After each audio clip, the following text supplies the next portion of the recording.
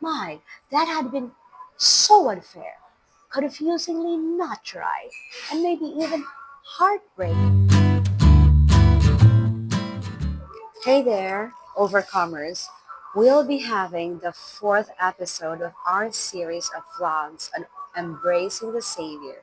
It's a 21-day Christmas devotional on overcoming life's shadows of stress, fear, anxiety, depression, or past traumas here in the middle of Coffee Bean. So I hope you can hear me. I really just have to share this with you today. I don't even have my journaling Bible with me, but let's dive in to Luke chapter 2, verse 7, where it says, "And she brought forth her firstborn son, and wrapped him in swaddling clothes, and laid him in a manger, because there was no room for them in the inn." Now let's be real. Can you imagine that moment? Joseph and Mary, after traveling for days, finally reached Bethlehem. They're tired, stressed, and instead of a warm welcome, they've been turned away with nowhere to stay. This was supposed to be the birth of Jesus, the Messiah, the Christ, Yeshua HaMashiach, the Savior of mankind, Jesus Christ. Yet there was no place for him, no comfortable accommodation at all. My, that had been so unfair, confusingly not right, and maybe even heartbreaking for Joseph and Mary. You can just imagine Joseph thanking God. "You sent an angel to announce this birth, and that was extraordinary, right? But now there isn't even a room available. I mean, don't we get any extraordinary favor as well this time, God?" But here's the thing: Joseph didn't dwell in questioning their circumstances at that moment. He kept on. He just did what he had to do.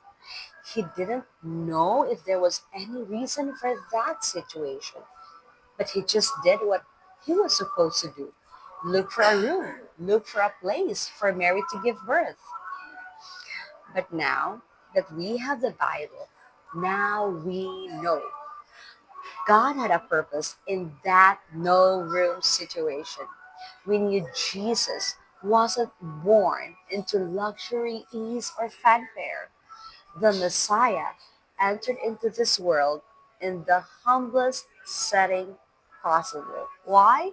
So he could identify with every single one of us who's ever felt overlooked, pushed aside, or less than.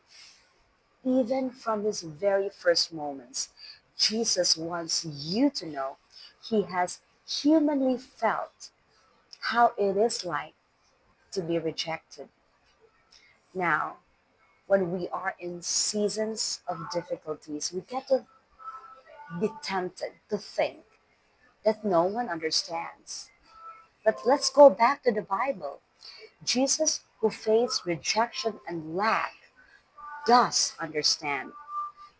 His humble beginning was part of God's plan, and that's true for our lives too. God can take what feels like rejection, disappointment, and use it to bring us closer to Him. So here's my prayer for you who might be out there just feeling so messed up and confused. Let Jesus in. Open up that space in your heart, even if it feels messy, broken, or small. He knows what it's like to have nowhere to go. And all He wants is to be with you. He knocks at the door of our hearts, not to push His way in, but to sit beside us, offering the kind of comfort and peace that only He can give.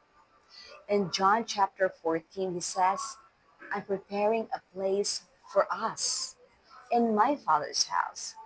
Even if you feel rejected by the world, Jesus has never forgotten you.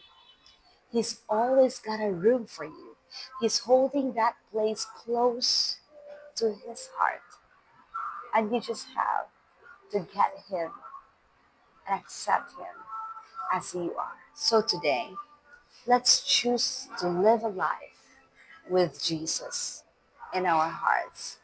He'll bring light to clear our confusion, love to shield you from rejection, and in Him you will feel immense peace and comfort amidst the turmoils of our world, knowing that He is in control. Trust Jesus today, and you will overcome. Therefore, choose life looking unto Jesus today.